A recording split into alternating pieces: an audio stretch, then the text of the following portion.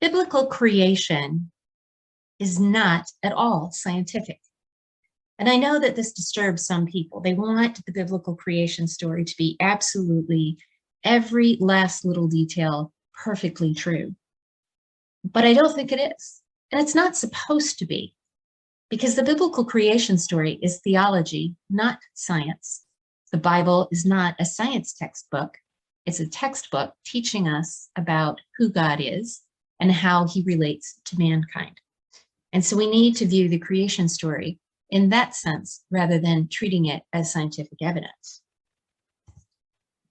If you've ever gone on a cave tour, you know that there's a point in almost every single cave tour where the tour guide says, all right, we're going to turn off all the lights and we're going to experience total darkness.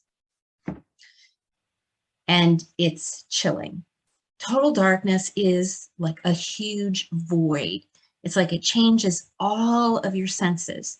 You can open your eyes, you can close your eyes, you can listen, you can taste it almost. It's so overwhelming.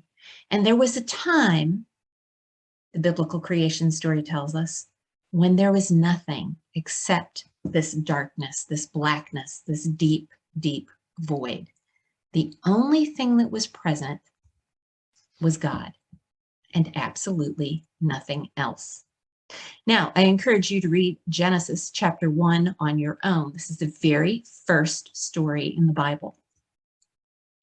And the very first thing we see in this creation story is that there is just God in this deep, deep darkness, but then a light appears. And I like to call this the mystery light, because that light really isn't defined in the book of Genesis. We know that it's not the stars or the moon or the sun because they haven't been created yet. And so I would throw out to you that this bright, wonderful light piercing the dark, deep void is God himself. This leads me to remind us that God is the Alpha and Omega, meaning he is the beginning and the end. God has no real beginning and he will not end. He is eternal, but he is there for the beginning of the creation. He will be there at the end of the creation, and he will be there for the new creation. This idea of God being endless is very difficult to understand. I sometimes in children's sermon give children a ball of yarn, and I give one half of the children one side of the yarn, the other half the other side, and I just tell them to keep walking, and then I tell them to stop. And I say, if you can imagine that you just kept walking forever and ever and the yarn never ran out. That is the endlessness of God. All right, so the creation story is very orderly and very structured. It comes from an oral tradition, so everything is structured into a 7-day story. And in the first days, God creates the land, the sea, and the sky out of all of this darkness.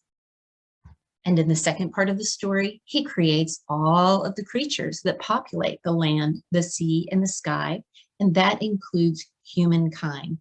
And we see that everything is very structured and orderly.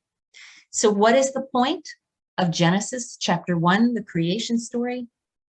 The point is something very easy. It's not complicated at all.